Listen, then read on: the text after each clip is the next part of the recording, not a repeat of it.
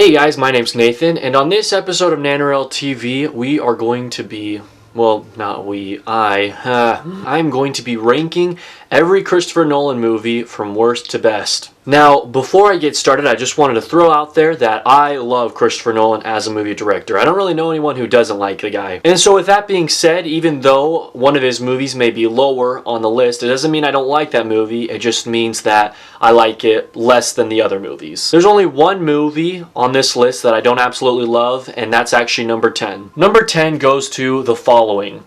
The Following definitely has a Christopher Nolan vibe to it, but it's just pretty slow. And it's black and white for some reason. I think my biggest issue with The Following was it's not necessarily a bad movie, it's just a slow movie that's not as engaging as Christopher Nolan's other movies. But something that was cool about The Following is although it was a shorter movie, black and white, kind of slow, it did still have that Christopher Nolan vibe to it. I actually found it very similar to Memento, which I thought was pretty cool. And speaking of Memento, number 9 is Memento.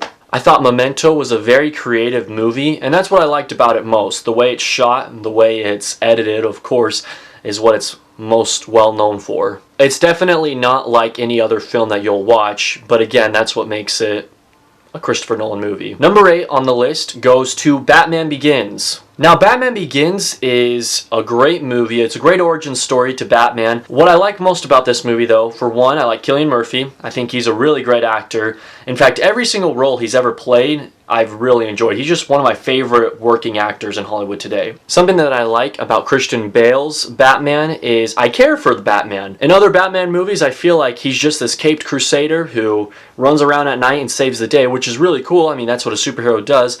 But Christian Bale's performance really made me feel more for the superhero. I wasn't too big of a fan of Katie Holmes' performance in this movie. I think I like Maggie Gyllenhaal more in The Dark Knight. Number 7 goes to The Prestige.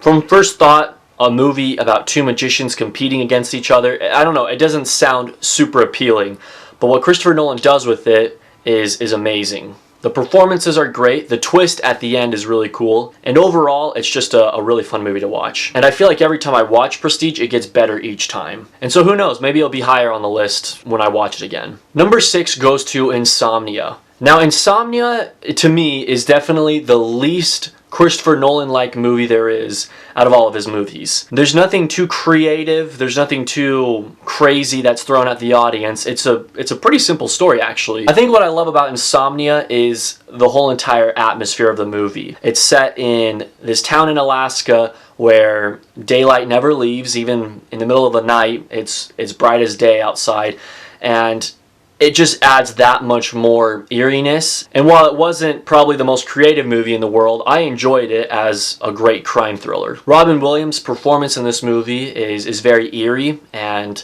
it's very cool to watch. Al Pacino and Hilary Swank also give great performances in this movie. And there's not really anything I disliked about Insomnia either. I really enjoyed it. I mean, I don't really see any flaws from the movie. We are now in the top 5 Christopher Nolan movies. Number 5 goes to Dunkirk, the movie that was just released this year. I was reading a few reviews, and it seems like a lot of people's number one concern with the movie is that there's not enough character development. But I actually really liked the way Christopher Nolan did that. In fact, I believe that as he was preparing for the movie, he was considering not even having a script for the movie. I mean, is a script really needed? Another thing I liked about Dunkirk was it's Christopher Nolan's first movie that's based on a true story or true events, and yet he still adds that Christopher Nolan feel to it. The way the whole entire movie is set up with the different time frames is really neat. And I actually really enjoyed Harry Styles' performance in this movie as well. And the one who plays the main character, I have his name pulled up right here, but I don't know how to pronounce it. Mr. Whitehead. He does an amazing job as well. Just all the performances are good in this movie. The movie is suspenseful, and it's even better upon the rewatch. Number 4 goes to The Dark Knight Rises. Now, I understand that The Dark Knight Rises has a lot of flaws to it. I know about the flaws, but I can't help but still love the movie. To me, The Dark Knight Rises is one of Christopher Nolan's more rewatchable movies for sure. Although it's so long, I just really enjoy watching this movie. I loved Tom Hardy as Bane. I think he gave a great performance. And the whole entire feel of the movie about Batman having to rise is a really cool theme. I don't know what else to say. It's just a great movie that I really enjoy. Number 3 goes to The Dark Knight. Something I love about The Dark Knight, obviously, is Heath Ledger's performance as the Joker. I think that's... Can we just admit that that's why everyone loves this movie? There's just so much darkness and craziness to the character that it is so entertaining to watch. And when I'm watching The Dark Knight, the only scenes I really want to watch are the scenes with the Joker in it, because Heath Ledger just steals the movie. And I love the Joker's motives in this movie as well.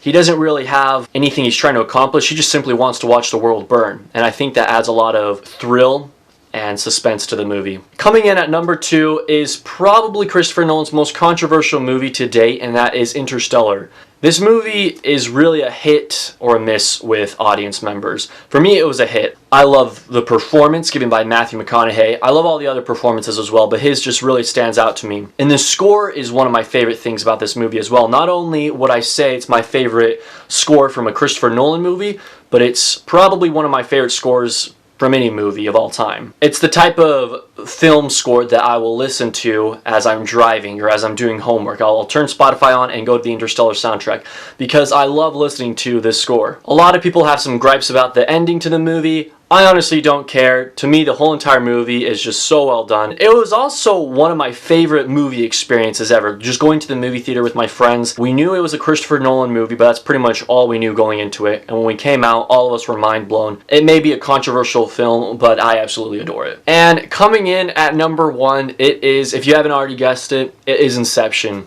I love this movie. I love the different levels of the dreams that they enter. I love what happens in the movie. I love the content. The performances are obviously good. The score is sweet. It's probably second to Interstellar as my favorite Christopher Nolan score. I should be saying favorite Hans Zimmer score. You guys know what I mean. And it's so rewatchable as well. My favorite scene, and this is perhaps one of the most iconic scenes from the movie, is when Joseph Gordon-Levitt's character is floating in the hallways fighting the security. That scene just holds up, and I love it so much. And you really get a feel for just how special. I don't know what I'm saying right now. It's just such a fun movie. Every time that I watch Inception, I notice new things I didn't notice before. See, I think one of the reasons I love this movie so much is because I love movies that get you thinking, that you really have to use your head for. And Inception is a great movie that fits that category. In fact, to be fair, a lot of Christopher Nolan movies on this list fit that category. And I think that's why I love Christopher Nolan so much. I just want to throw out there that I love all these movies. In fact, my top 3 on this list, Dark Knight, Interstellar, and Inception, each are in my top 15. I told you I really like Christopher Nolan. So there you have it, guys. My top 10 favorite Christopher Nolan movies ranked worst to best. Thank you so much for watching, and hit that subscribe button if you'd be interested in watching more content. Something that got me thinking what